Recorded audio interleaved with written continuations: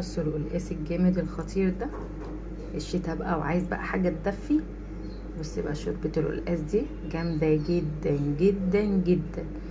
اللينك هسيبهولكوا في اول تعليق مثبت. بصوا بصوا خطير، اللينك في اول تعليق مثبت. بصوا لونه، بصوا شكله تحفه. لو انت مش بتحبي القلقاس انا هخليكي بطريقتي هتعشقيه، وبعد كده على طول تعمليه. بصي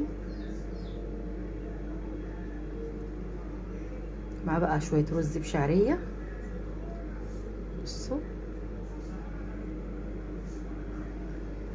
شويه فاصوليا، شويه ملوخيه على الماشي كده، وطاجن الباميه الخطير.